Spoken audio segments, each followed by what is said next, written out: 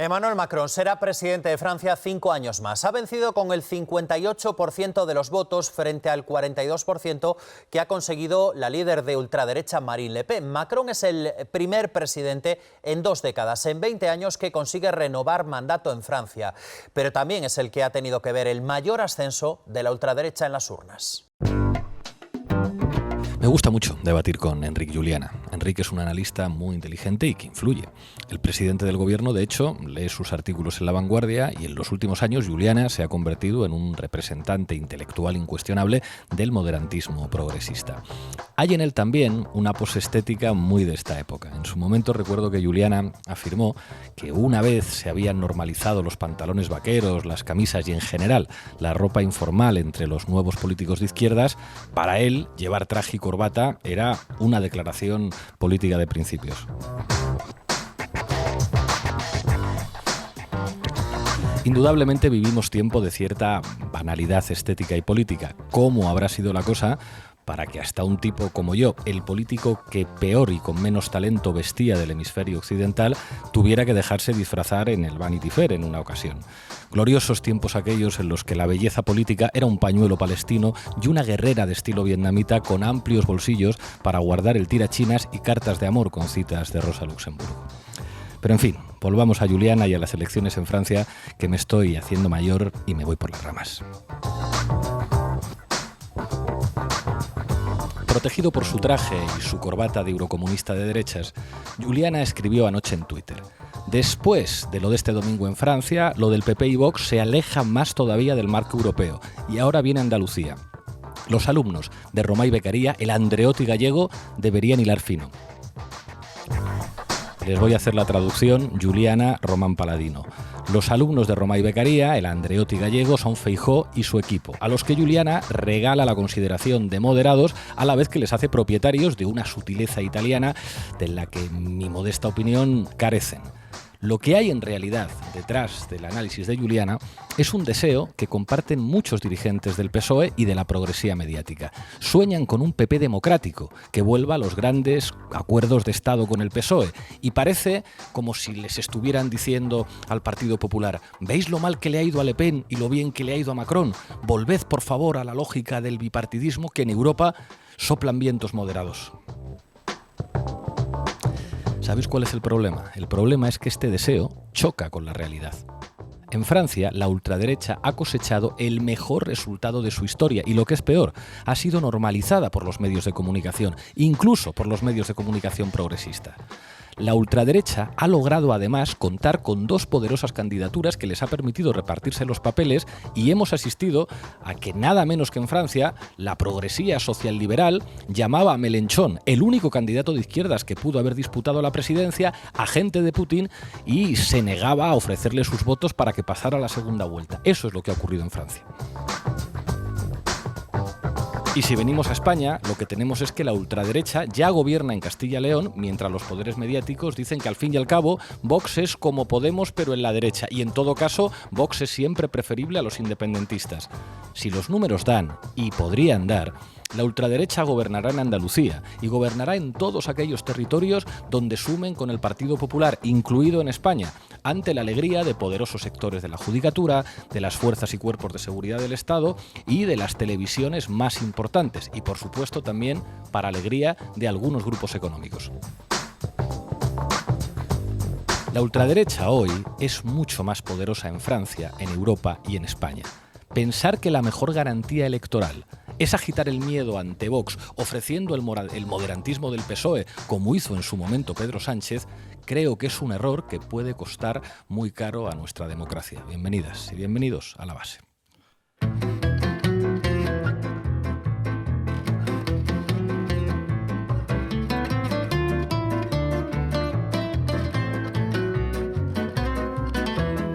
La Base, de lunes a jueves en Público. Bueno, y en La Base hablamos del resultado de las elecciones en Francia y sus implicaciones para Europa y para España. Para ello, como siempre, con Sara Serrano al mando de la base de datos. ¿Qué tal? ¿Qué tal? Buenas tardes. Manu Levín analizará qué es lo que dicen los medios, como siempre. ¿Qué tal, compañero? Buenas tardes, Pablo. ¿Qué tal? Y hoy vamos a entrevistar a a Miquel Ramos, que acaba de publicar Antifascistas, un libro que le confirma como uno de los periodistas especialistas en fachas más importantes de nuestro país y con mucho trabajo últimamente. En nuestra mesa de debate contamos con María Corrales, periodista, columnista en Público y miembro del Institut Sobiraníes. ¿Qué tal, compañera? ¿Cómo estás? Buenas tardes, Pablo. Encantada de estar en La Base. Y contamos también con Guillermo Fernández, profesor de Ciencia Política en la Universidad Carlos III y autor del libro ¿Qué hacer con la extrema derecha? Bienvenido a La Base. Buenas tardes, Pablo. Y también nos acompaña la responsable de la sección con quien habremos de terminar hoy el programa, Placeres culpables, que hoy nos trae una película sobre la extrema derecha en Francia. ¿Cómo se llama esa película, Anita Fuentes? Se llama Xeno. Y aprenderemos mucho de ella, ¿verdad? Espero que sí. Seguro que sí. Así que Lolo y José, que ya os estáis haciendo famosos y entráis en el prime time, dadle. La base de datos. Bonsoir, Sara Serrano. ¿Qué tal? Buenas tardes. Emmanuel Macron ha sido reelegido presidente de la República Francesa tras derrotar en la segunda vuelta a Marine Le Pen. Macron ha obtenido casi el 58% de los votos frente al 42% de Le Pen. En total, el presidente electo ha obtenido 18,7 millones de votos frente a los más de 13 millones de la líder ultraderechista. Bueno, en cualquier caso, parece que la victoria de Macron es una victoria frágil. Ha sido elegido con el mayor índice de abstención desde el año 69 y muchos de los votos que ha obtenido son votos directamente prestados, votos que buscaban básicamente evitar que gobernara la ultraderecha. Exactamente. Según una encuesta de Ipsos, el 42% de los franceses que han votado por Macron lo hicieron no porque lo consideren un buen candidato, un buen presidente de la República, sino para evitar que gobierne Le Pen. Este porcentaje de voto prestado es además mucho más alto entre los votantes de Mélenchon. El 91% de ellos declaran haberle votado exclusivamente para frenar a la ultraderecha. A pesar de todo eso, la extrema derecha está avanzando posiciones, ¿verdad? Así es, desde la fundación del Frente Nacional en 1972, este espacio político no ha dejado de crecer. En 2002, Jean-Marie Le Pen obtuvo 17% de los votos frente a Chirac, en 2017 Marine Le Pen se hizo con el 34% de los votos frente a Macron y ahora este porcentaje ha subido hasta el 41%. Es decir, ateniéndonos a los datos, la ultraderecha ha tenido el mejor resultado de su historia en unas elecciones presidenciales. Sí, además Macron, con medidas como suprimir el impuesto sobre el patrimonio, bajar los impuestos a los beneficios de las empresas o aprobar una reforma laboral favorable a la patronal, al mismo tiempo que reprimía duramente a los chalecos amarillos, ha contribuido a que Le Pen agrupe un voto simplemente anti-Macron. Recordemos, de hecho, que las protestas de los chalecos amarillos fueron un punto de inflexión para el gobierno de Macron en lo que muchos analistas señalaron como un divorcio absoluto de su gobierno con las clases populares. Así es. Además, el éxito de la ultraderecha radica también en haber sido capaces de imponer sus marcos ideológicos a los principales partidos políticos. Un ejemplo muy claro de esto ocurre con la inmigración. La criminalización de las personas migrantes es una constante en los discursos de la extrema derecha, de Marine Le Pen o de Zemmour, pero de hecho ha sido Macron el que ha implementado políticas racistas. Un ejemplo es la conocida como ley antiseparatista, que señala a la población musulmana y permite la disolución de sus asociaciones, negocios y lugares de culto. Más de 700 de estos centros han sido cerrados, amparados precisamente por esta ley. Y esto a pesar, según tengo entendido, de que la inmigración ha caído en los últimos meses al 5º puesto en la lista de asuntos que más preocupan a los franceses, mucho más preocupados en realidad por la situación económica y el deterioro de su poder adquisitivo. Bueno, ¿quiénes han dado su voto a Marine Le Pen en esta segunda vuelta? Danos un poco de sociología del voto en la segunda vuelta a Marine Le Pen. Pues mayoritariamente los votantes del candidato ultraderechista Eric Zemmour. El 73% de los franceses que votaron ayer por él en primera vuelta apoyaron a Marine Le Pen en la jornada anterior. Se podría afirmar entonces que los 13 millones de votos obtenidos por Le Pen provienen principalmente del espacio político de la derecha, pero seguro que algunos nos dirán después que el avance de la ultraderecha es culpa de Mélenchon. ¿Tienes más información sobre esto? Pues si nos fijamos en el rango de edad, Le Pen ha sido la candidata más votada entre las personas entre 50 y 59 años. Los jóvenes y los mayores son los menos partidarios de la líder ultraderechista. Por actividad profesional, los obreros y los trabajadores han sido los más entusiastas con la candidata ultra, con un 67% y un 57% de los votos respectivamente. Y geográficamente, Marine Le Pen ha ganado en la región de la Alta Francia, que es una región eminentemente rural, en la Costa Azul, que es una zona de alto poder adquisitivo, y también en la isla de Córcega. A partir de ahora, ¿cuáles son los escenarios, Sara? Pues los candidatos presidenciales ya tienen la mirada puesta en la próxima cita electoral, que son las elecciones legislativas de junio, en las que se renovará la Asamblea Nacional. Macron lo tendrá difícil y podría darse la anomalía de ser presidente, pero no controlar el Parlamento. De hecho, una encuesta de BVA apunta que el 66% de los franceses no quiere que Macron obtenga una mayoría de escaños en la Asamblea Nacional. Tras la jornada de ayer dijo textualmente: «Sé que muchos no me han votado por mis ideas, sino para bloquear a la extrema derecha. Por eso quiero decirles que soy consciente de que este voto me compromete para los próximos 5 años». Esto es básicamente lo que dijo hace 5 años, y 5 años después parece que la ultraderecha tiene 3 millones de votos más que los que tenía hace 5 años. Pues sí, vamos a escuchar precisamente a Marine Le Pen celebrando los resultados históricos obtenidos por la extrema derecha francesa. Con más del 43% de los votos, los resultados de hoy ya representan una gran victoria.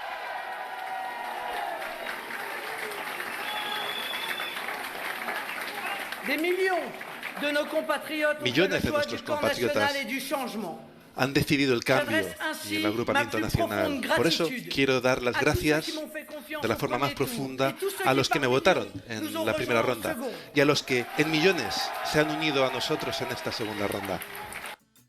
Y por su parte, Mélenchon ha señalado la debilidad de Macron, dados los altos niveles de abstención, y ha puesto la mirada en las elecciones legislativas de junio y en su candidatura que ya ha anunciado como primer ministro. Monsieur Macron a día de hoy, el señor Macron ha sido el presidente peor elegido en esta quinta república. Su monarquía presidencialista sobrevive por defecto y por una decisión sesgada. Navega en un océano de abstenciones, de votos en blanco y votos nulos. La tercera vuelta empieza hoy.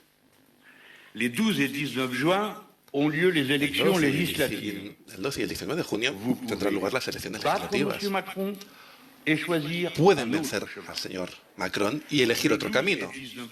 El 12 y el 19 de junio, otro mundo sigue siendo posible si ustedes eligen a una mayoría, y digo bien, una mayoría de diputados de la nueva Unión Popular que tiene que ampliarse. Pueden cambiar las cosas si ustedes eligen una nueva mayoría de la Unión Popular. Muy bien jugado, Jean-Luc. Gracias, Sara. A ti. ¿Estás bien, Marco? Sí, estoy bien.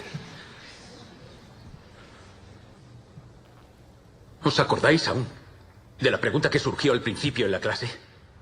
Si una dictadura era posible en estos tiempos.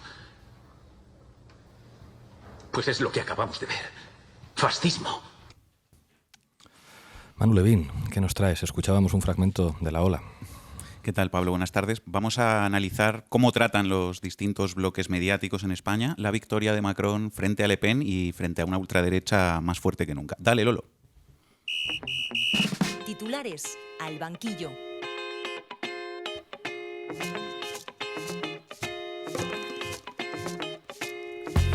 Vamos a empezar mirando las portadas de los principales diarios en España sobre el resultado de ayer en Francia. Los digitales de izquierda o centroizquierda comparten en líneas generales un mismo enfoque. Por ejemplo, portada de Público. Macron consigue la victoria ante una ultraderecha de récord que deja una Francia fragmentada. Portada de eldiario.es. Macron logra seguir en el poder pese al récord histórico de la extrema derecha. Básicamente, foco en la extrema derecha que obtiene un resultado histórico. Okay. Efectivamente. La progresía mediática y los diarios que más claramente suelen orientar al PSOE, por su parte, van en una línea similar a la anterior, aunque con matices. Veréis. El País. Macron se impone a Le Pen en una Francia fracturada. El Periódico de España, titular casi idéntico. Macron vence en una Francia fracturada. La Vanguardia. Macron vence a una extrema derecha que ya supera el 40%. Es decir, La Vanguardia sí pone el foco en el avance de la ultraderecha, al igual que veíamos en el caso de Público y eldiario.es. Déjame contar un chascarrillo. El otro día en la fiesta de La Vanguardia por la noche en Barcelona, felicité personalmente al conde de Godó porque La Vanguardia a veces parece un periódico de izquierdas. Me puso así como cara de ¿qué me estás diciendo? Y yo creo que como Ballín no gire un poco más a la derecha le van a despedir y vamos a tener que contratarle aquí de ayudante de Anita Fuentes. Así que Ballín, ten mucho cuidado que el conde te tiene en la lista. Bueno, sigo. El Periódico de Cataluña. La victoria de Macron mantiene a raya a la ultraderecha, titula. Este último es el titular que, en mi opinión, expresa más claramente cómo el PSOE y su ecosistema mediático ven a la ultraderecha como su antagonista perfecto y como un artefacto político a agitar para utilizar en su propio beneficio electoral, como intentaré explicar más adelante. De momento dejo ahí sembrada la idea. Bueno, ¿y la derecha mediática qué dicen? Pues os leo algunos titulares, pero os pido por favor que intentéis no reíros. El campo semántico que comparten la mayoría de los titulares de la derecha mediática española es, atención, el de alivio. Uf, qué alivio. La razón, Macron reina en Francia mientras Europa respira aliviada por su victoria. ABC, Europa respira tras el claro triunfo de Macron. El Correo, otro diario del grupo Vocento, el mismo propietario del ABC. El triunfo de Macron alivia a Europa. El diario Montañés, otro de Vocento, mismo titular. El triunfo de Macron alivia a Europa. Pomadita. La Voz de Galicia. La Unión Europea respira tranquila con la amplia victoria de Macron sobre Le Pen. Madre El mía. Mundo. Alivio en la Unión Europea al ser reelegido Macron pese al auge de Le Pen. O sea que la derecha mediática, que normalmente insulta, esparce bulos y promueve todos los marcos de la ultraderecha, comparten hoy una misma palabra, alivio, para calificar la victoria de Macron. Creo que nosotros bien podríamos convertir una única palabra para calificar todos esos titulares de la derecha mediática. Hipocresía. Sin límites. Porque mientras, por ejemplo, El Mundo titula sobre Francia así como os he leído, una de sus estrellas, Lucía Méndez, decía hace unos días esto que recordaréis sobre la entrada en el gobierno de Castilla y León del partido hermano de Le Pen en España, Vox. El miedo de lo que pueda hacer o dejar de hacer Vox en el gobierno de Castilla y León, que tiene las manos muy limitadas y muy atadas, me recuerda un poco a eso, las exageraciones. Exageraciones. Y en las tertulias de la derecha mediática, el blanqueamiento a Vox continúa a pleno rendimiento. Inda, hoy en el programa de Ana Rosa. Luego hay que recordar que es que Vox, Vox no es Bildu, Bildu es ETA. Vox no es Podemos, que son los sicarios de Maduro. Vox no son los golpistas catalanes. Es decir, que los socios de Sánchez son mucho peor moral, ética y políticamente que el posible socio del señor Feijóo o que el socio del señor Mañueco en Castilla y León. Vamos, que la derecha mediática te dice que Europa respira tranquila por la victoria de Macron al tiempo que sigue creando cada día las condiciones para que la ultraderecha gobierne en España. Puede ser indignante, pero no sorprendente, al menos no para los oyentes de la base. Y ahora, amigo Levín, desarrolla un poco eso que apuntaba sobre la progresía mediática. Voy a ello porque la progresía mediática sigue en sus 13 con su cordón sanitario a la izquierda. A la izquierda. Es una estrategia de comunicación que ya hemos comentado en otros programas de la base y que respecto a las elecciones francesas ha tenido 3 ingredientes muy claros. El primero, la izquierda que representaba a Mélenchon y la ultraderecha de Zemmour y Le Pen son los extremos y son idénticos en muchos aspectos.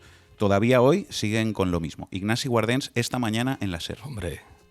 Una equiparación clarísima que se basa fundamentalmente en 2 polos. Primero, buscar soluciones francesas a problemas globales. En eso son idénticos los dos. Los dos, tanto Le Pen como Mélenchon, y no hablo del conjunto de la izquierda, hablo de Le Pen y Mélenchon y de lo que representan, buscan soluciones franco-francesas a problemas globales mucho más complejos. Y 2, buscar soluciones y pretender dar soluciones simplistas y por tanto populistas, Josep, porque el simplismo consiste en eso, en dar satisfacción al oyente y descartar al experto y al que intenta razonar un poco más, dar soluciones simplistas a problemas complejos. Esa mezcla de respuestas simples y nacionales es idéntica entre Le Pen y Mélenchon. Idéntica, solo que cada uno tiene su toro. Pero el nacionalpopulismo es idéntico y comparable entre los dos. Toneladas de cemento armado para fabricar las caras de algunos tertulianos. La cosa tiene guasa porque este tertuliano, que es exdiputado de Convergencia y Unió, Ignasi Guardens, que ahora habla del problema de descartar al experto y al que intenta razonar más allá de las consignas, es el mismo que hace unos días se puso literalmente a gritar como un salvaje en directo a la experta en geopolítica Arantxa Tirado en el programa de Julia Otero, cuando esta doctora osó decir que la geopolítica tiene que ver más con los intereses que los valores, hablando de la guerra de Ucrania. Por lo demás, es básicamente lo mismo que dicen siempre sobre Podemos y Vox, que defender la sanidad pública y defender a Franco son 2 extremos que se tocan. Bravo por la progresía mediática que ha hecho campaña contra la única opción de izquierdas que tenía posibilidades. Alguien podría pensar que han decidido machacar a Mélenchon porque en el fondo preferían como antagonista en la segunda vuelta a un candidato de la ultraderecha. Cuéntanos el segundo ingrediente, Levin. El segundo ingrediente es que después de haber hecho, como decías, campaña contra Mélenchon, el país le llamaba radical, populista y agente de Putin. Bueno, agente de Putin le llamó literalmente la candidata Madame Hidalgo. Efectivamente, pues después de todo eso le han seguido persiguiendo la retirada después de que no pasara la segunda vuelta y han estado las últimas 2 semanas poniendo el foco en a quién votarían quienes apoyaron a Mélenchon en la primera vuelta. Digamos, como preparando el terreno para culpar hipotéticamente a los votantes de izquierdas si ganaba Le Pen. El canal 24 horas de la televisión pública ayer mismo. Una de las incógnitas de la jornada de hoy es cuántos de sus votantes van a acudir a las urnas y cuántos van a optar finalmente por Le Pen. Se refería a los votantes de Mélenchon en la primera vuelta. Es decir, Televisión Española viniendo a decir que si ganaba Le Pen sería porque los votantes de izquierdas provocaron su victoria. Otro ejemplo de esto mismo y otra vez en los medios públicos. Radio Nacional de España este viernes a 48 horas de la votación en Francia. Y bueno, se supone que el voto moderado ahora se debería agrupar con Macron y el voto más radical con Le Pen, pero es cierto que al final si sumas la cantidad de votos que tuvo Le Pen y los que tuvo Mélenchon, e incluso el otro partido de extrema derecha, pues es que son muchos votos los que hay descontentos y los que hay en contra de lo que muchos consideramos pues la esencia del europeísmo, de la libertad, de esa Europa más globalizada, más moderada. Atención, porque esto lo dice la radio pública, no con Urdazi al mando de la televisión española con un gobierno del PP. Esto es con el PSOE en la Moncloa. Y dice literalmente: Mélenchon es un radical que representa lo contrario del europeísmo y de la libertad.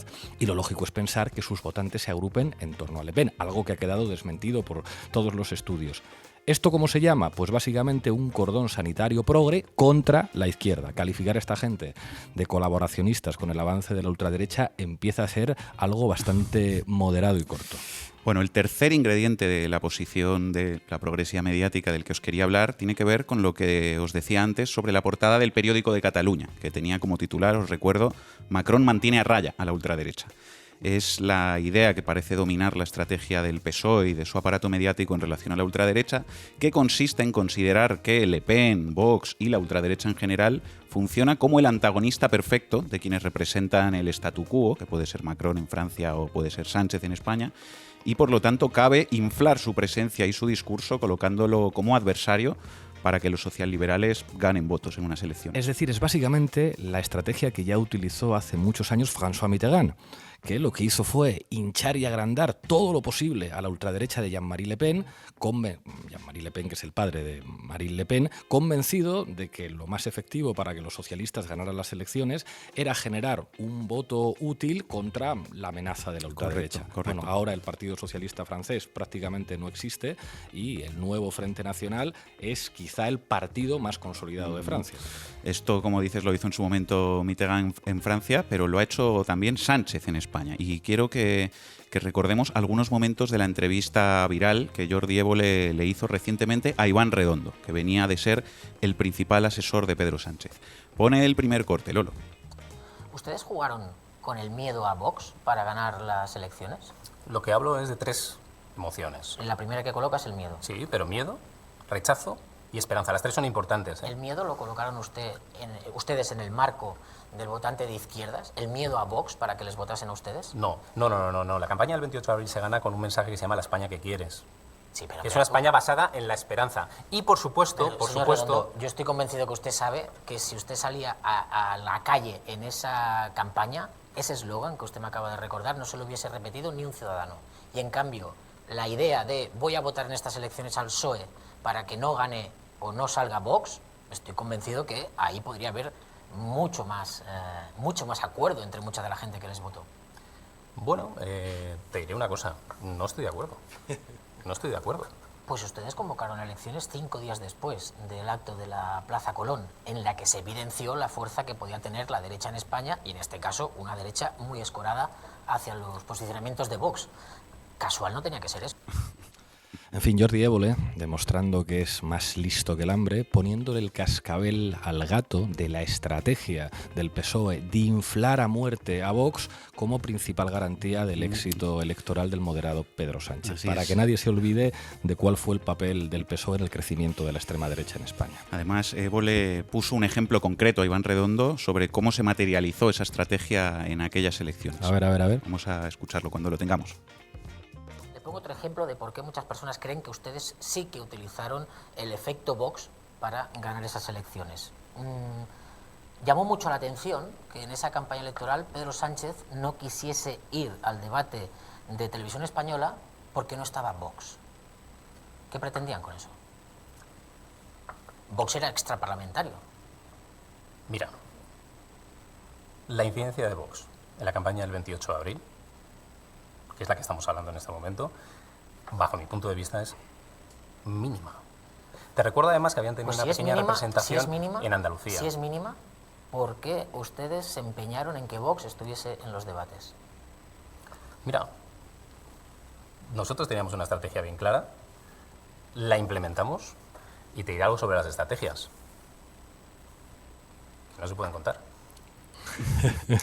Las estrategias inconfesables. Las estrategias no se pueden contar. Bueno, pues Évole de la Cuenta recordándole a toda España que Sánchez incluso se llegó a negar a acudir a los debates de aquella campaña si no acudía también a Abascal, a pesar de que Vox entonces no tenía ningún representante en el Congreso de los Diputados. Así es, de Las hecho, estrategias son secretas. Vamos a recordar un par de momentos de aquel debate. Abascal, como decía, no estuvo finalmente en el debate por orden de la Junta Electoral, pero Sánchez se encargó una y otra vez de hacer presente a Vox. Y por cierto, también le digo una cosa. Dígale a sus amigos ausentes de la ultraderecha que el vientre de una mujer no es un taxi. Que la única formación política que puede frenar a la suma de estas tres derechas, a las dos derechas que están aquí, la ultraderecha que está ausente, es el Partido Socialista Obrero Español. Hay dos certezas. Una es la que efectivamente estamos viendo, la del señor Casado, el señor Rivera y el señor Abascal, que está aquí ausente. Y la otra es la certeza de que se puede abrir un tercer espacio, de que puede haber una amplia mayoría que apoye un gobierno del Partido Socialista formado por integrantes del Partido Socialista y por independientes de reconocido prestigio progresistas, como hemos hecho durante estos últimos 10 meses. En fin, creo que se ve bastante claro en qué consistió la estrategia. Última pregunta de Évole a Redondo que vamos a escuchar. Antes de eso, quedaos con esto que ha dicho Pedro Sánchez de gobierno de coalición del Partido Socialista ¿no? con independientes progresistas, porque creedme que esto volverá. Volverá lo de un gobierno de coalición, pero no con partidos, sino con independientes progresistas. Que no se olvide eso que ha dicho Pedro Sánchez. Dale, Lolo. Pero ¿entiende usted que no se entienda por parte de una importante parte de la población que el partido que era ya favorito para ganar esas elecciones exija la presencia de Vox en los debates, cuando ese partido no estaba ni en el Parlamento español todavía? La ley electoral. Acuérdate de lo que se debatió entonces y tiene que ver con si tienen la opción de que tengan que estar representados o no. Luego hubo un debate con Vox. La ley electoral lo que hizo fue que eliminó a Vox de esos dos debates que hubo antes de esas elecciones. Correcto, y luego ya tuvimos debates con Vox. En contra de lo que quería el PSOE, de lo que quería Pedro Sánchez. No, nosotros nunca entramos en esa dicotomía. Ahí sí que entraron, que ustedes dijeron que iban al debate donde estuviesen los cinco, Tú no estás tratando cuatro. de plantear una hipótesis que me parece bien, pero que es que no es correcta. Nosotros nunca hemos utilizado a Vox en campaña electoral. Nunca hemos utilizado a Vox en campaña electoral. Para ser un experto en comunicación política, Redondo se marcó ahí un no pienses en un elefante como una catedral. Para que quede claro, hay alguien en España que sabe muchísimo más de comunicación política que yo y muchísimo más de comunicación política que Iván Redondo. Y ese se llama Jordi Évole. Nunca te sientes con él en una posición de subalternidad en el que las preguntas las hace él. En fin, así están las cosas, queridos oyentes de La Base. Los periódicos y televisiones de la derecha blanquean cada día a Vox y desde la progresía mediática y política inflan a la ultraderecha para ganar votos al tiempo que practican un cordón sanitario. ¿Pero contra quién? Contra la izquierda. Gracias, Levin. En este colegio no entra nadie más con símbolos fascistas, banderitas preconstitucionales, esvásticas o cruces célticas. Pero estás yendo en contra de la libertad de expresión de la gente. ¿Está usted listo si de verdad cree que es equiparable, no sé, pintarse el pelo o gritar a la Madrid que hacer apología del genocidio? Para el que no lo recuerde, la ideología neonazi, que es contra la que vamos, tiene su origen en la definición que Alemania da de sí misma en el siglo XIX. Atención. una nación de una sola raza. Es que yo no sé si os suena un señor que se llamó Adolf Hitler. Miquel Ramos, muchas gracias por atender a La Base. Hola, buenas tardes, ¿qué tal? Has escrito esta mañana un artículo en Público en el que dices que Le Pen ya ganó hace años. ¿A qué te refieres? Vamos a ver, la virtud de la extrema derecha ya no es solo de Le Pen, sino yo creo que de todo el conjunto de extremas derechas es haber sido capaz de arrastrar el eje hacia la derecha de una manera muy descarada. Y eso lo estamos viendo en Francia ahora, pero lo llevamos viendo aquí en España con el Partido Popular desde el minuto uno en el que llegó Vox a las instituciones y se está viendo en otras partes del mundo también. Y ya no es solo el arrastrar el eje, sino es incluso normalizar una serie de discursos, de marcos, de lenguaje incluso, pues que precisamente apelan a lo mismo que está apelando la extrema derecha, que es su propuesta de quitar derechos a determinados colectivos, de reformular incluso conceptos, ¿no? Como la defensa que hacemos desde las izquierdas, ¿no? De los servicios públicos o de las libertades, como si fuera un atentado al sentido común neoliberal, ¿no? Que están planteando, tildando cualquier alternativa de comunista, casi stalinista, ¿no? Y entonces, esta es una de las victorias ya no solo de la extrema derecha, yo creo que del propio neoliberalismo. O sea, esto que decías de la normalización me interesa. En el artículo dices que las reiteradas alertas sobre la amenaza de la ultraderecha ya no producen ni de lejos el miedo y los escalofríos que producían antes. Claro que no, porque si te fijas, incluso cuando la izquierda está gobernando o los partidos que no se sitúan en el eje de la derecha clásica, pues la gente echa en falta muchas políticas valientes, ¿no? Y muchas veces este descontento, evidentemente, la gente que está más politizada no le giran a la derecha, pero a mucha gente que podía confiar en alguna alternativa transformadora, digamos, pues se desencanta, ¿no? Por lo tanto, ese miedo a que viene la derecha, dice, ya, pero es que cuando la izquierda está, ¿qué tenemos, ¿no? ¿O qué logramos, ¿no? Es verdad que se logran muchas cosas, se han logrado muchas cosas, pero la gente necesita más estímulo, pero en la política real, no en la retórica. Es decir, nosotros a los gobernantes no les pedimos que hagan discursos brillantes únicamente, ¿no? Contra la extrema derecha, ¿no? O que marquen la posición, sino les pedimos también que hagan políticas valientes, que hagan políticas que neutralicen esos espacios precisamente donde la extrema derecha se mete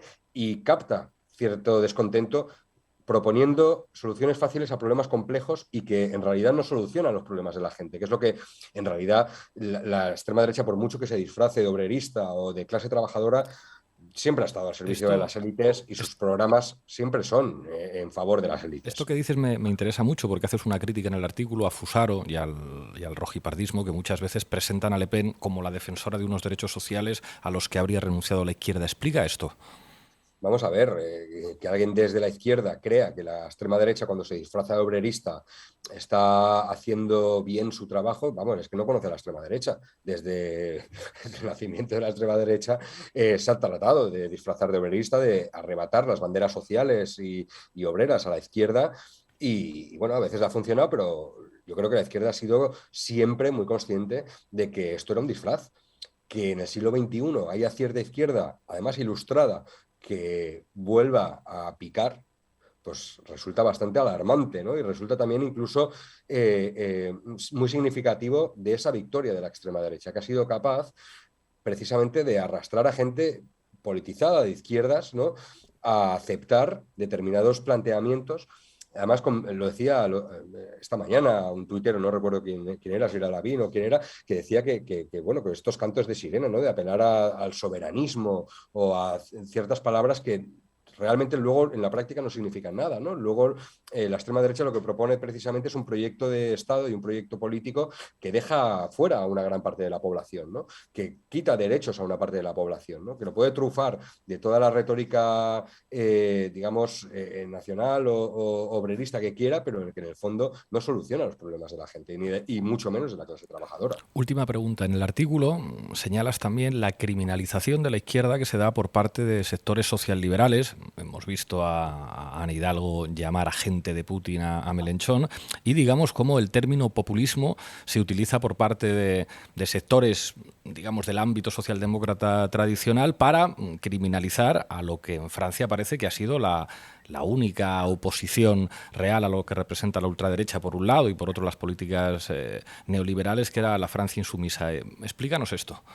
Desde el minuto uno en el que han aparecido alternativas de izquierda transformadora, ya sea pues, en Grecia con Syriza, en España con Podemos y en Francia con Mélenchon y en otros países, la posición del sistema, del establishment, ha sido hablar de extremos, polarización, populismo, para de alguna manera reivindicar ese centro político que es el cimiento del statu quo, del neoliberalismo. Es decir, todo lo que quede a nuestra derecha y a nuestra izquierda es peligroso para el sistema. Es mentira. Todo lo que queda a su parte de derecha, la extrema derecha, es una pata más. Las élites están muy tranquilas con la extrema derecha. No es una alternativa al sistema, la extrema derecha. La extrema derecha es ese sistema. La izquierda es la que realmente amenaza el statu quo, la que amenaza, la que saca los colores al establishment y a los que han vivido toda la vida de reivindicar, digamos, ese statu quo, ese centro político que es nada más y nada menos que el cimiento del sistema y de la desigualdad que produce este sistema. Por lo tanto, esa retórica no es nueva, ¿no? Pero sí que es verdad que se utiliza como espantajo, se utiliza como hablar de extremos, ¿no? Como si fuera lo mismo defender derechos y derechos humanos y servicios públicos que querer abolir derechos y cargarse los servicios públicos. Esa equidistancia es muy peligrosa, pero bueno, es el mantra neoliberal y eso lo conocemos desde hace muchos años. El problema es que haya gente que pique y que haya periodistas o que haya gente ilustrada también incluso que compre ese relato, ¿no? Y además con el fantasma de Putin por ahí ya, donde esto ya todavía se torna más perverso aún, ¿no? Por lo tanto, yo creo que aquí hay que marcar bien la posición desde la izquierda y sacar los colores también a la gente que ha estado reivindicando ese centro político y le ha abierto las puertas de par en par a la extrema derecha. La extrema derecha ya ganó, convenciendo a parte de la socialdemocracia y de los conservadores de que sus propuestas contra determinados colectivos eran aceptables y que incluso han roto el cordón sanitario que nunca existió en España, ¿no? Pero en otros países se está empezando a romper. Miquel Ramos, periodista, autor de Antifascistas, que está teniendo muchísimo éxito, editado por Capitán Swing. Felicidades por el libro y muchas gracias por atender a La Base. Hasta pronto. Muchas gracias a vosotros. Gracias. Un momento, ¿puedo pedirle un favor a Paco? Pasa publicidad, Lolo, tienes que decir. Es para un amigo mío. ¿Qué? Pasa publicidad, Lolo. Ah, dilo. Pasa publicidad, Lolo. La Base. Únete a la República de Público. Estamos en mesa de análisis, contamos con Guillermo Fernández y con María Corrales. Guillermo, tu análisis. Bueno, la verdad es que, efectivamente los resultados en Francia han sido previsibles, pero a raíz de lo que estabais comentando, yo sí que siento que a la progresía, a los medios les fascina, les erotiza mucho hablar del monstruo de la extrema derecha y de Le Pen y de salvarse de ese monstruo y haberse salvado por poco, pero creo que es más interesante, más que la ultraderecha o más que Le Pen en sí misma, lo que la ultraderecha provoca en la derecha, o sea, lo que está provocando ya desde hace tiempo en la derecha, ¿no? Es decir, esa especie de, por un lado, tracción, ¿no? O traccionamiento hacia la derecha, y por otro lado, yo diría la fascinación que le provoca desde luego a una parte de la derecha, la ultraderecha. Porque claro, ahí hay otra pregunta, ¿por qué a la ultraderecha le va tan bien? Por muchos motivos, aquí muchas veces habéis comentado varios, también porque está generando una épica nacionalista o de reafirmación nacional española, y los mítines de Vox hasta cierto punto son algo más que mítines de un partido, son mítines de un movimiento nacionalista, son mítines, perdonadme, como los que podrían ser al principio de Podemos, que no hacía falta tener el carné de Podemos, en el sentido era, tú te sumas aquí porque odias a estos, a los independentistas y a no sé quién, ¿no? Y esa especie de movimiento de reafirmación nacional que dice somos la leche, no vamos a pedir perdón por nada y vamos a recuperar el país frente a estos enemigos, ¿no? Que lo tienen, frente a los que lo están destruyendo, pues yo creo que tiene mucho atractivo y por eso Ayuso les copia, claro. Pero eso está pasando en España, pero está pasando también en otros países. Yo creo que más que Marine Le Pen, Zemmour es eso.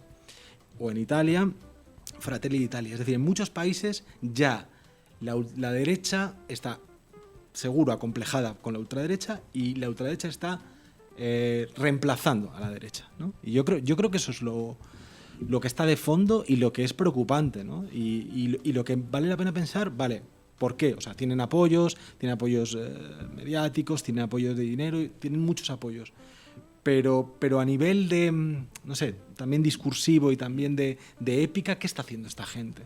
¿Qué está haciendo esta gente que es completamente, que le fascina tanto a la derecha que la derecha no va a poder resistir a eso? Eso yo creo lo que... Eso es, digamos, el análisis pesimista, ¿no? Que yo no veo a la derecha resistiéndose a esa fascinación, ¿no? Y de hecho eso se ve muy bien en redes, cómo los mensajes que lanza la ultraderecha al final los acaba comprando todos los opinadores de la derecha, digamos, convencional o clásica, ¿no? Completamente. Corrales. Buenas tardes. Bueno, yo creo que discrepo parcialmente de algún análisis que he escuchado, en el sentido de decir, es verdad que Le Pen ha ganado 3 millones de votos, ¿no? en estas elecciones, pero creo que hay un titular, y es que los dos candidatos que se presentaban a segunda vuelta salen parcialmente derrotados en sus objetivos. El primero es Macron, ¿no? Es decir, Macron planteó su campaña, y eso creo que es una cuestión como que hay que poner en el foco, como un plebiscito de su gestión, hasta el punto de que no hizo en toda la campaña ni un solo gesto al votante de izquierdas, al votante de Mélenchon, y no hizo ni mínima autocrítica en toda la campaña. Y el resultado ha sido que ha perdido 2 millones de votos, ¿no? Respecto del resultado de 2017. Y después, por otro lado, está Le Pen, que es verdad que ha ganado 3 millones de votos, y que ha hecho una campaña, digamos, en la que su único objetivo, ¿no? O el principal objetivo ha sido normalizarse como fuerza política, ¿no? Pues desde el lema de campaña, ¿no? Que era mujer de Estado, hasta rebajar el tono, rebajar las propuestas, ¿no? Por ejemplo, en el debate se la veía muy a la defensiva, siempre en un tono muy amable, ¿no? Para intentar normalizarse, y eso que en España, ¿no? Alguna vez se ha debatido, eso de intentar no dar miedo, ¿no? al votante. A pesar de eso, ¿qué ha pasado? Que Le Pen no ha aglutinado a la mayor parte del descontento que había contra Macron, y que era mucho más que el votante que ella aglutina. Por poner un ejemplo, solo la ha votado el 17% de los votantes de France Insoumise en este caso, ¿no? Y el 47% del votante de Macron dice que ha votado a Macron contra Le Pen. Por lo tanto, sigue habiendo una gran parte del votante en Francia que le sigue dando miedo a la extrema derecha y va a votar contra la extrema derecha, que aquí Macron sí ha conseguido, ¿no? aunar el voto, digamos, de miedo contra Le Pen. Y en este sentido, dos datos para mí súper importantes que evidencian que esta campaña para los franceses ha sido votar entre lo malo y lo peor, ¿no? El primero es la abstención, como ya habéis comentado, y el segundo, por ejemplo, es que el debate que hubo entre Macron y Le Pen fue el menos visto también de la historia de la segunda vuelta a las elecciones francesas. Entonces, como resumen, para mí, ¿qué evidencia esto en un momento en el que además son las últimas elecciones a las que Macron se puede presentar en un partido que es absolutamente unipersonalista y que tiene muy difícil su continuidad? Que la alternativa, que en este caso representa Jean-Luc Mélenchon, sale más reforzada que nunca, y que Jean-Luc Mélenchon hizo un gran acierto estratégico pidiendo el voto en blanco en esta segunda vuelta para poder presentarse como alternativa en la tercera vuelta, ¿no? que ya se está instalando como marco para las futuras legislativas. Y yo creo que en este sentido, este espacio, ¿no? Por lo que ha pasado con la abstención, por lo que ha pasado con Le Pen, que ha salido derrotada por segunda vez de la segunda vuelta, y porque él ha posicionado muy bien las legislativas como la fecha clave, él puede sacar un grandísimo resultado y le abre un espacio enorme para construir la alternativa a esto de entre lo malo y lo peor. Sara. Sí, yo pienso que la utilización del miedo como estrategia política para crecer electoralmente es muy peligroso y tiene un alcance limitado. Y como recordábamos antes, ya a principios de los años 80, Jean-Marie Le Pen se hizo un hueco social, mediático y también electoral en Francia gracias a que el gobierno de Mitterrand agitase el miedo a la ultraderecha. Mitterrand se creía que así lo que estaba haciendo era debilitar a la derecha goyista, pero lo único que hizo al final era fortalecer a la ultraderecha. Entonces lo que se prueba es que el miedo es una estrategia de mecha corta que a la larga solo sirve para retroalimentar a la extrema derecha, y eso también puede ser un aviso a navegantes en España y para Pedro Sánchez, como estaba antes comentando Manu. Yo pienso eso, que la alternativa para frenar a la derecha carnívora del proyecto autoritario de Le Pen no pasa por una derecha vegetariana del proyecto neoliberal de Macron, y que las elecciones parlamentarias de junio pueden ser una oportunidad para que la izquierda derrote tanto al bloque macronista como a la ultraderecha, y que las legislativas pueden suponer una tercera vuelta para Mélenchon, y que los franceses tengan la oportunidad de elegirle como primer ministro. Manu. Bueno, lo que representa la ultraderecha para el espacio social liberal, y que ahora también lo decía Sara, lo he intentado argumentar antes durante la sección, es decir, es un espantajo que no se duda en inflar si eso sirve para ganar elecciones. Sánchez ya se negó durante 4 años a una coalición con Podemos y con Unidas Podemos, dando pie a que Vox tenga hoy 52 diputados en el Congreso cuando no tenía ninguno. Pero además su partido se niega sistemáticamente a implementar los aspectos más progresistas del programa de gobierno, se niega a forzar una renovación del Consejo General del Poder Judicial para rescatar el tercer poder del Estado de manos de la ultraderecha, se niega a depurar los aparatos del Estado profundo y sacar a los franquistas que han estado persiguiendo y espiando la disidencia política, y yo creo que van a seguir fiándolo todo a hinchar a la ultraderecha y a seguir a decir que viene el lobo, porque consideran que así pueden sacar beneficio partidista, aunque esa estrategia suponga jugar con fuego irresponsablemente y contribuir a normalizar un discurso que agrede a millones de personas en España. Por lo tanto, en mi opinión, los socialliberales no representan la contención a la ultraderecha porque son quienes la inflan para ganar elecciones. A partir de ahí, un apunte en clave estratégica sobre qué pienso yo que debería hacer la izquierda en este contexto, intentando conectar con lo que decía María Corrales sobre el enorme espacio de descontento y de necesidad de una alternativa que sigue existiendo. Hay una reflexión que veo circular bastante últimamente en redes y en círculos de opinión de izquierdas, que dice algo así como que, tal y como están las cosas, la labor que nos toca ahora a quienes queremos una sociedad más justa no es transformar el mundo, sino defender lo existente, conservar al menos un mínimo marco democrático para que los que vienen después, las siguientes generaciones, puedan avanzar. Y yo creo que ese planteamiento es un error.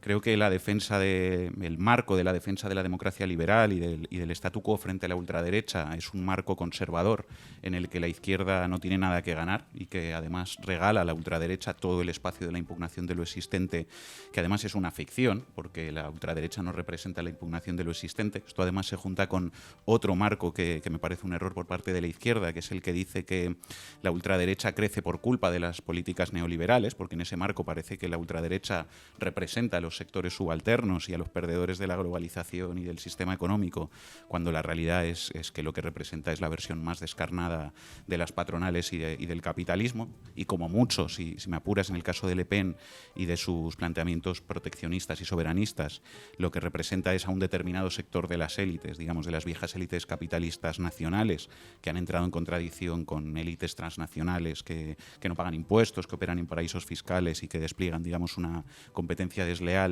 contra esas viejas élites autóctonas, y por lo tanto yo creo que es un grave error pensar que lo que la izquierda tiene que activar es una pulsión conservadora de lo existente frente a la amenaza de la ultraderecha, y sobre todo creo que es un error pensar que esa pulsión puede favorecer a la izquierda en algún sentido, es decir, favorecerá al PSOE, favorecerá al PP, favorecerá a quienes representan el orden establecido, pero la izquierda nunca va a tener nada que ganar, creo yo, en un movimiento de defensa de lo existente, y haciendo eso está allanando el camino para la victoria de quienes sí representan lo existente. Entonces, frente a eso, y con esto acabo, con todas las particularidades francesas que definen la campaña de Mélenchon y lo que representa Mélenchon, ¿no?, que siempre obligan a ser cautos a la hora de extrapolar y de sacar lecciones, yo creo que hay que tomar nota del planteamiento de Mélenchon, que ha conseguido un 22% de los votos defendiendo una asamblea constituyente y con un discurso de valores y de carga ideológica de izquierdas, es decir, otro mundo es posible, fue su lema de campaña. Somos la tercera parte que puede cambiarlo todo, está diciendo hoy Mélenchon. Y por lo tanto, concluyo, creo que la izquierda se equivoca si fía su estrategia a generar un movimiento conservador de la democracia realmente existente frente a la amenaza de la ultraderecha, y que la izquierda solo puede avanzar si ofrece un horizonte diferente. Ahí sí me permitís hacer un comentario antes de devolverle la palabra a Guillermo y a María. tratando de profundizar en algo que decía Guillermo, que es el poder de atracción que tiene el discurso de la ultraderecha sobre las derechas más convencionales. Es que, claro, a veces se nos olvida, y en particular en España, cuál es el origen de nuestra ultraderecha como fenómeno electoral que estaría vampirizando a las bases electorales y a las bases ideológicas de la derecha. Y es básicamente una reacción frente al éxito sin precedentes de dos movimientos. Por una parte, una reacción frente a lo que representa Podemos y finalmente la llegada de Podemos al gobierno, y frente a lo que representa el independentismo como fuerza política y electoral en Cataluña, que se mueve en torno al 50% de los votos y que además irradia un debate sobre la cuestión territorial en el conjunto del país, en el País Vasco, con una fuerza política de ámbito estatal que habla abiertamente de plurinacionalidad y de derecho a decidir, que ganó 2 elecciones generales en el País Vasco y en Euskadi. Y claro, la extrema derecha en España es una reacción que no procede desde fuera del sistema, que procede de dentro del sistema. La ultraderecha está dentro de los aparatos del Estado, está en el ejército, está en sectores de las fuerzas y cuerpos de seguridad, está en los que a día de hoy son los sindicatos mayoritarios de la policía o la asociación mayoritaria de la Guardia Civil, los jusapoles. Está clarísimamente en el poder judicial, donde hay elementos de extrema derecha que a veces operan hablando abiertamente. Y por supuesto está en los medios de comunicación, que han normalizado la presencia de ultraderechistas muchas veces, esa es la crítica de la base a la Sexta, muchas veces en programas con una línea editorial supuestamente progresista, pero que te dicen, no, es que yo tengo amigos de ultraderecha que respiran periodismo y que, bueno, pues Florentino tiene diferentes hijos, uno soy yo y otro es Inda y es mi hermano, y eso está por delante de cualquier cosa. Claro, pero eso, todo lo que representa es una reacción frente, en este caso, a una izquierda que planteó objetivos mucho más ambiciosos que los que planteó nunca la izquierda histórica. Y no digamos ya el independentismo que planteó, bueno, pues como la separación del conjunto del Estado. Entonces yo creo que eso es algo que no se debería olvidar, porque retroceder siempre en posiciones ideológicas, aunque puede implicar el aplauso de la progresía mediática, normalmente lo que la progresía mediática te aplaude no transforma absolutamente nada, aunque coyunturalmente puede implicar apoyos electorales. Guillermo. Sí, yo estoy de acuerdo en que si la izquierda, si la actitud de la izquierda es como quietecitos, calladitos, no tenemos que hablar, orden, ¿no? Defensa de lo existente. Creo que ahí no hay ninguna opción de ganar en las próximas elecciones, o de que el bloque, digamos, de la izquierda gane las próximas elecciones. Yo creo, volviendo que se necesita un poquito de épica, se necesita un poquito, quizás creo que era Iván Redondo el que decía, ¿no? Hablaba de esta tercera España, o la necesidad de proponer un proyecto ilusionante de renovación nacional, pero en clave progresista, claro, de rehacer el país en clave progresista, ¿no? Entonces, esto se puede hacer. Esto lo podría lograr Yolanda Díaz con su proyecto, o si gana la derecha lo vamos a necesitar igual en la oposición. Es decir, hay que recuperar... Si es que hay partidos de oposición legales. Si es que hay partidos, claro, pero digo que en todo caso esta... No sé cómo decir, este carácter vibrante, esta épica, esta idea que enlaza con lo de Mélenchon, ¿no? Mélenchon estaba proponiendo una tercera Francia. Y en realidad a Mélenchon le va muy bien por muchos motivos, pero le va muy bien también porque en Francia desde hace 5 años todo el mundo está diciendo las siguientes elecciones será un duelo Marine Le Pen-Macron, ¿no? Y él ha logrado, sobre todo en las últimas semanas, decir, oye, que estás harto de que esto, de que parezca que solo se puede elegir entre uno y otro, ¿no? Yo soy esa tercera Francia, yo soy el cambio. Yo creo que mucha gente también ha depositado el voto en Mélenchon porque parecía que si no la situación de la sociedad francesa estaba congelada. Estaba congelada en un Macron-Le Pen, Macron-Le Pen, Macron-Le Pen, ¿no? Y creo que ahí ese ha sido también una parte del éxito. Y un pequeño matiz de otra cosa, ¿no?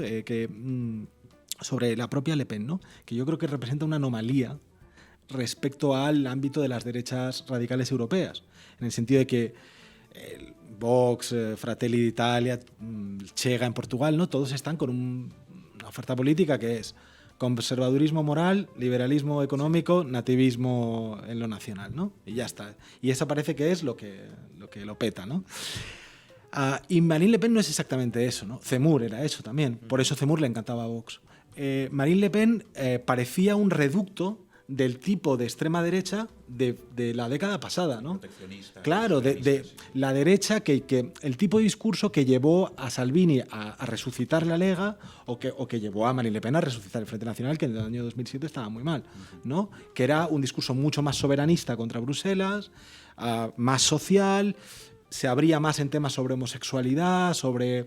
incluso en cosas que nos podemos reír si queréis, pero sobre el animalismo, es decir, claro, usa el animalismo contra los musulmanes, que matan a los... que digamos que la carne halal se mata en condiciones, ¿no? Pero usa todos esos temas que Zemmour, que Vox y tal dirían, ¿pero qué dices? ¿Qué estás haciendo hablando de...? O el feminismo, ¿no?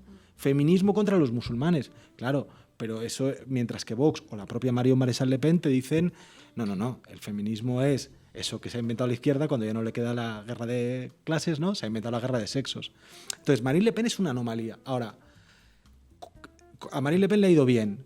¿Cómo va a afectar, o relativamente bien, ¿no? ¿Cómo va a afectar eso dentro del mundo de las derechas? O sea, va a reafirmar eso, o sea, va a reactualizar eso que hasta ahora parecía ya casi una anomalía, un vestigio de la década pasada, ¿no?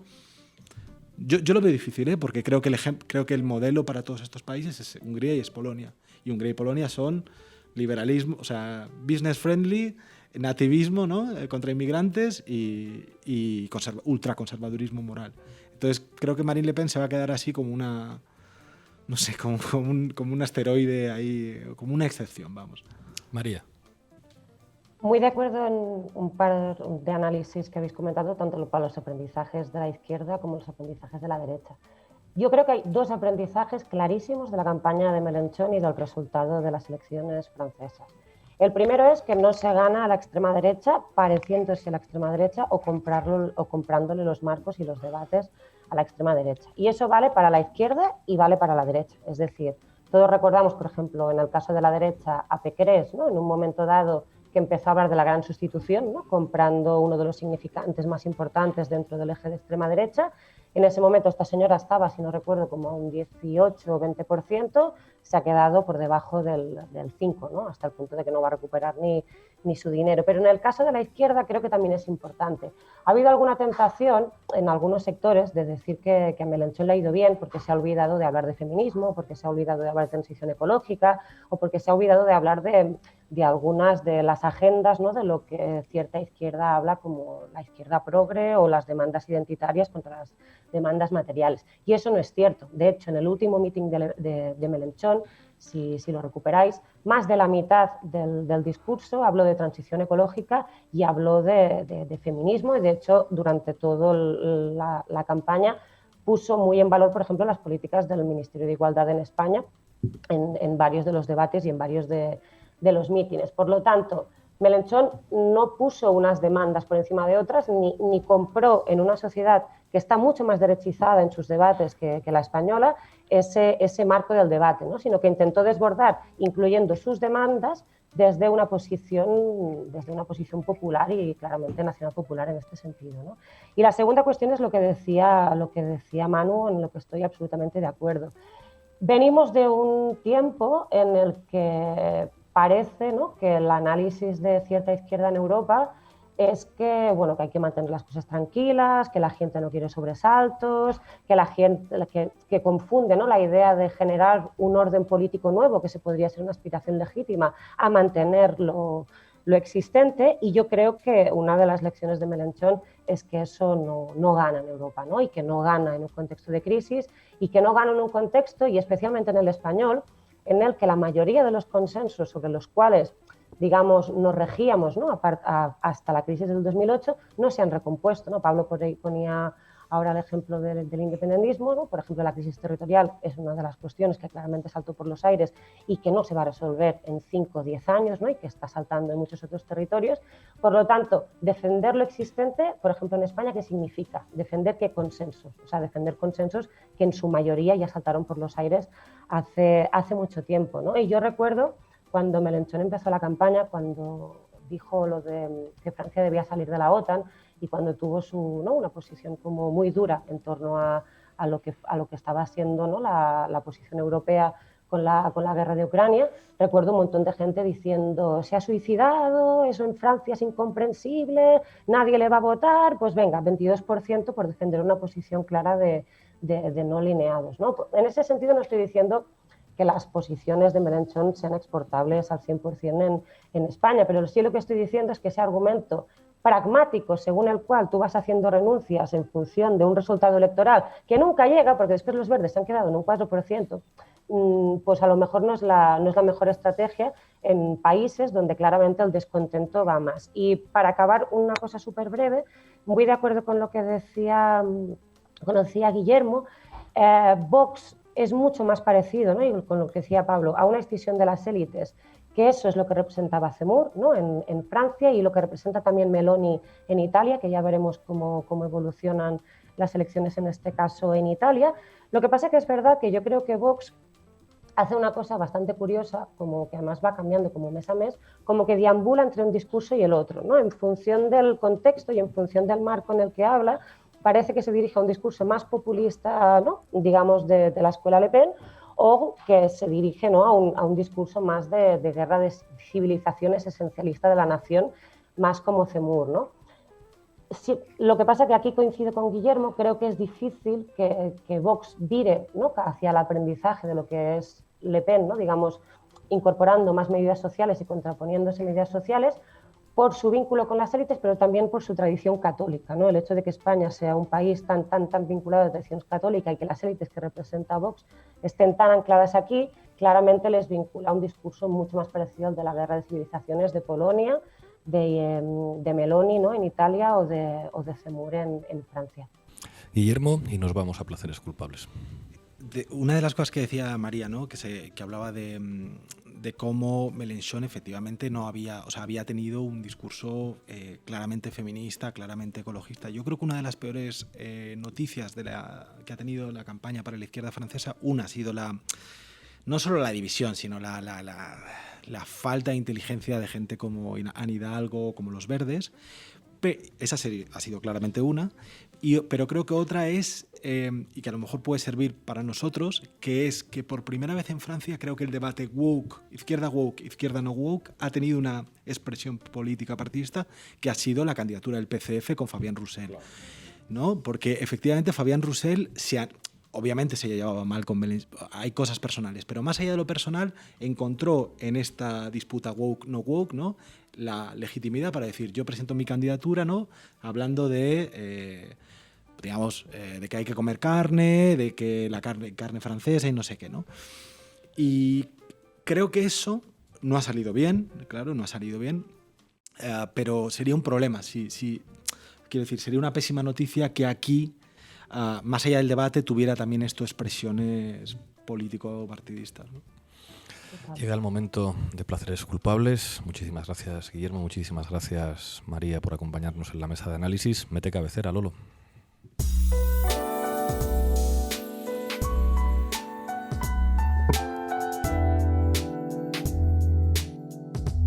Placeres culpables con Anita Fuentes.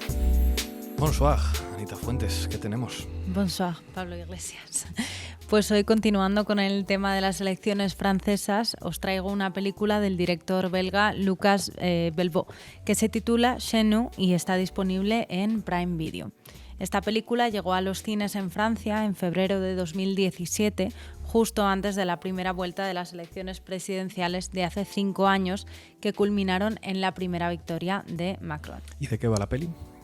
Pues mira, Chez nous cuenta la historia de Pauline, una enfermera que vive en un pueblo del norte de Francia, a quien se le presenta la oportunidad de ser candidata a la alcaldía de su pueblo. Muy guay. Pero resulta que esta oportunidad conllevaría representar a un partido de extrema derecha llamado el Bloque Patriótico, que guarda parecidos muy sospechosos con el partido de Marine Le Pen. El Bloque Patriótico, creado por Belvaux, no solo se inspira en la estética y en el mensaje anti-inmigración islamófobo del Frente Nacional, sino que la líder del partido en la ficción tiene más o menos la misma edad que Le Pen y, por pura coincidencia, el pelo rubio platino también. Deduzco que la película no habrá sentado demasiado bien en el Frente Nacional, ¿verdad? Les sentó bastante mal. Cuando salió la película, Philippot, el entonces vicepresidente del Frente Nacional, calificó de escandaloso que se estrenara una película claramente opuesta al partido durante la campaña electoral. Y a estas reacciones el director respondió que Xenu no es tanto una película anti-Frente Nacional como una película sobre el populismo y sobre cómo la gente se relaciona con la política. A Belbo lo que le interesan no son los partidos, sino los votantes. Y la película es efectivamente un estudio en profundidad del personaje de esta protagonista, de Pauline, que representa al ciudadano medio francés de las pequeñas ciudades industriales del norte de Francia. Como mencionaba antes, Pauline es una enfermera visitante que además es madre soltera de 2 hijos y por si no fueran pocas responsabilidades de cuidados, también tiene que cuidar a su padre cuya salud se ha visto deteriorada por años de intenso trabajo en las fábricas. Que le propongan a Pauline presentarse como candidata del bloque patriótico no es ninguna coincidencia. Es la candidata perfecta, una mujer amable, servicial y muy querida en el pueblo, que conoce muy bien las dificultades de la clase trabajadora y que no tiene tiempo para pensar en la política. De hecho, la propia protagonista admite en una escena que no vota porque piensa que ni su voto tiene valor ni cree que la política se haga a través del voto. No es de extrañar que a sus amigos del bloque patriótico les cueste poco convencerla luego para que apoye sus ideas. Es decir, tenemos una mujer del pueblo que puede atraer el apoyo de la clase trabajadora para desviar la atención de la agenda extremista del partido. Me suena la estrategia. Sí, y leí ayer en Libération, y con esto ya termino, una entrevista al sociólogo francés Benoît Coquard en la que hablaba sobre las elecciones en relación con su último libro, titulado Los que quedan, en el que investiga las preocupaciones de los habitantes del campo en declive. Y una de las observaciones que hace es que en las zonas rurales francesas pertenecer a un grupo sólido de amigos y encajar en la comunidad es una cuestión muy importante. Bueno, cualquiera que tenga pueblo va a pensar que este es un argumento muy obvio, ¿no? Pero lo interesante es cómo influye esto en la deriva que ha tomado la política en estas regiones. Según explica Coquard, a raíz del distanciamiento de Macron de la clase trabajadora a lo largo de su presidencia, ¿no?, que le llamaban Júpiter, y de la creciente popularidad de Le Pen, identificarse con la ultraderecha y en contra de los elitistas estos pesados obsesionados con los temas identitarios, se ha convertido en lo aceptable, se ha convertido en lo cool.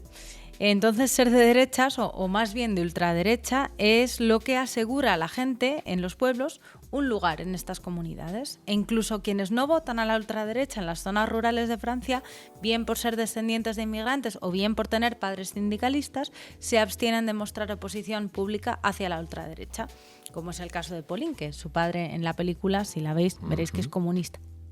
Bueno, y estas observaciones, no ya de la normalización, sino de la plena aceptación de las ideas de la extrema derecha en los pueblos, aparecen muy bien retratadas en la película de Belbo. Hay una escena, por ejemplo, en la que Pauline está en una comida con su grupo de amigos y uno de ellos empieza a hacer comentarios racistas sobre los inmigrantes.